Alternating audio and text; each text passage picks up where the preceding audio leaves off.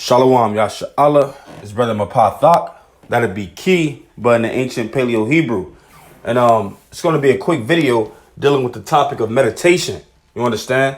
So in this truth, we have to meditate on spiritual things, right? We have to think upon spiritual things.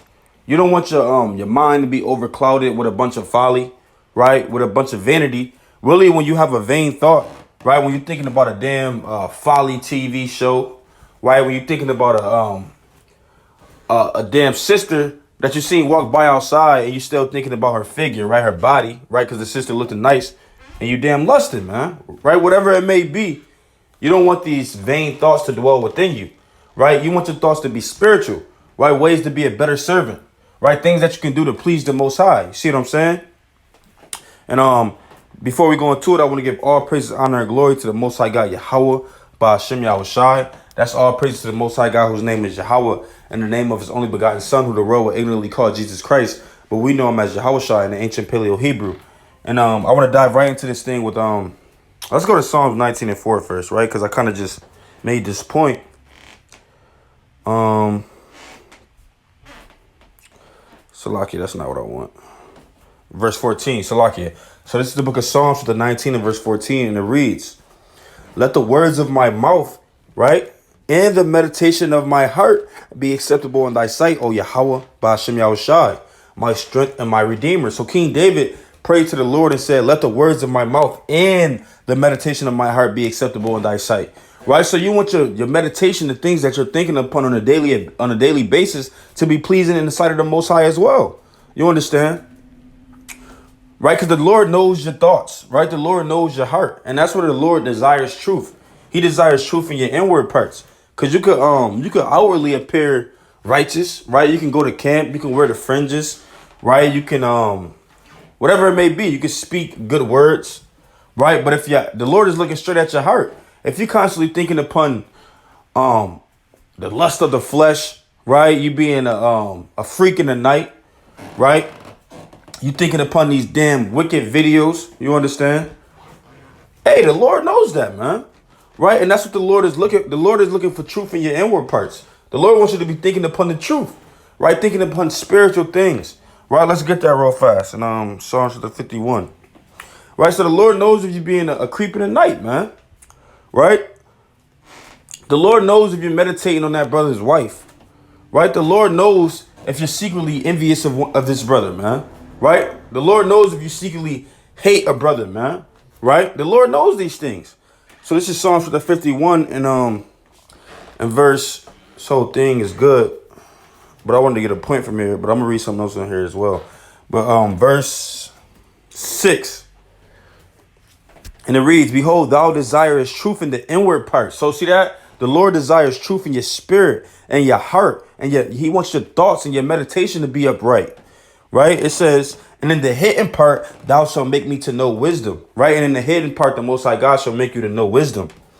You see that? But the point is, the Lord desires truth in the inward parts. That's why it's important to make sure your meditation is correct before the Lord. It's upright. It's pure. You see that? So I want to jump down to verse 10. This whole chapter is great, right? And verse 10 it says, "Create in me a clean heart." And this is what we want the Lord to do for us. To create in us a clean heart so we can stop thinking upon vanity. So we can stop thinking upon iniquity. Right? And we can think upon spiritual things. We can think upon the kingdom of heaven. Right? Meditate on the precepts. Meditating on how to love your brothers and sisters better. See what I'm saying? Meditate on righteous things. Right? So it says, "And create in me a clean heart, O Yahweh, Bashem Yahushai, and renew a right spirit within me." Right? And that's what we want the Lord to do, to renew a right spirit within us. Because we should hate vain thoughts. Right? Just like I said at the beginning of the video, every time you have a wicked thought, you should really hate it. Right? You should really pray. You understand? "Oh, I just had a wicked thought. Let me pray on that." Right? "I just had a vain thought. Let me pray on that." Right? Ask the Lord to remove these thoughts from your heart. You see what I'm saying? And I just had another precept in mind. Salaki, I don't have nothing written down. I'm just kind of going through the spirit. Right? Because it's important to meditate uprightly. And Salaki, I can't remember this precept, so let's go to another one. Let's go back to Genesis 24. And verse 63, right? Salakia. So this is Genesis chapter 24 and verse 63, and it reads, and Isaac went out to meditate in the field at the evening tide. So even our forefather Isaac, he went out, he went out to meditate in the field. And no, he didn't sit under a tree, right? He didn't pray to the sun, right? He didn't have his legs crossed and his fingers, how the damn Buddhists do it, man. Those who worship damn Buddha. He wasn't doing it like the Chinese man. You understand? He was sitting there just thinking, meditating on spiritual things. You understand? So it says that Isaac went out into the field. Salaki, it says, and Isaac went out to meditate in the field at the evening tide, and he lifted up his eyes and saw, and behold, the camels were coming. Right? But the point is, don't think of meditation as something that only the Chinese man do, the damn kung fu master, right? With their legs crossed. Our forefathers were meditating, right? Isaac went out into the field to meditate. He went out upon nature, right? To meditate, man. Right. And then we all know when you're out amongst the sun, you're out and you see the birds flying and you see the beautiful green trees, the grass. Right. Your thoughts are just better, man. Right. You feel better in the spirit. Right. You feel better mentally. You feel better spiritually when you're out amongst nature, Salakia. So that's what Isaac did. He was outside and he meditated. Right. So it's OK to go out, just take a step outside. Don't be always just sitting in a damn dark room all day, man. While you sitting in a dark room. Right. You never get out the house. You never get any fresh air. You never get any vitamin D from the sun, right? So-called vitamin D, right? You never go outside, man, right? Go outside and meditate. Meditate on the scriptures. Go outside and read. Go outside and do a breakdown, right? Do a sit down, whatever it may be. You understand? Right? So our forefather Isaac, he meditated. All right, let's go to Psalms 4. So this is the book of Psalms, chapter 4 and verse 4, and it reads, stand in awe and sin not, right? And it's the point. Commune with your own heart upon your bed and be still, Salah. So King David said, commune with your own heart upon your bed and be still, right? Meaning, hey, meditate, right? Speak within yourself, right? You might sit there and meditate. Am I doing this right? No, maybe I can do this better. Maybe I should read this chapter today. Then I'll read this chapter tomorrow. I'll break down this chapter. And then next week, I'm going to go into prophecy. Right? Maybe I should call the brothers today, or maybe I should check on the brothers, whatever it may be. The Lord said, commune with your own self upon your So like I'm gonna read it again. It says, stand in awe and sin not. Commune with your own heart upon your bed and be still. You see that? Let's go into that word commune. Right? Because that's literally what it's saying. Just speak with yourself. Meditate within yourself. Right? This word commune in the Hebrew is amar, right? Strong's H559. Amer. Right, Amer, right? And it says, the definition is to say, speak, to utter, right? To say, to answer, to say, right? It's just really going into speaking, right? So speak with yourself in your heart, man, right? That's what the Lord said, man, right? That's what David said through the Spirit of the Lord. Right, I'm gonna read it again. Stand in awe and sin not. Commune with your own heart upon your bed and be still. You have to meditate in this thing, right? You have to meditate in this thing. Let's go to Luke 6 and 4. Luke 6 and 45, Salakia. Right? So this is Luke chapter 6 and verse 45. This is why it's important to have a clean heart, right? A sincere heart, a righteous heart, right?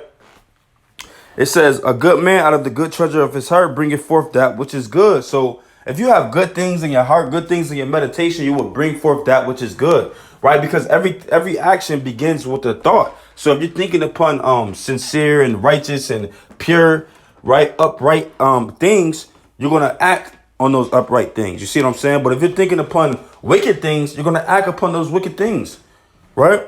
So it says, a good man out of the good treasure of his heart bringeth forth that which is good, right? And an evil man out of the evil treasure of his heart bringeth forth that which is evil. For of the abundance of the heart, his mouth speaketh. You see that? So his words started from his heart, right? First he meditated on those words, and then he spoke them. You see that? And it's the same thing for action. First you meditate on that action, and then you do them. So it's important to make sure your mind is right. You understand? It's important to make sure your meditation is right. Your thoughts is right with the Lord. See what I'm saying? So let's go to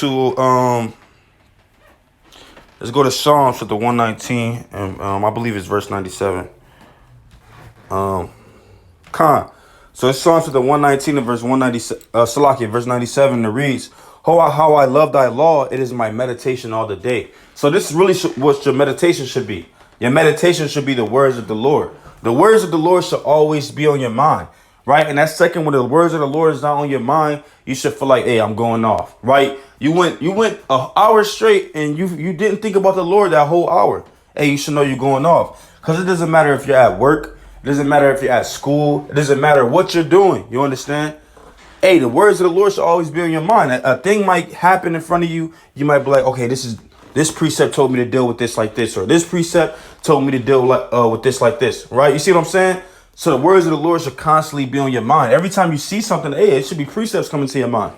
Hey, when I see a tree and it's flourishing and it's beautiful, I think like, hey, I want to be like that tree, because men are trees in the scriptures. And when you see that dead tree, you be like, oh, I never want to be like that tree.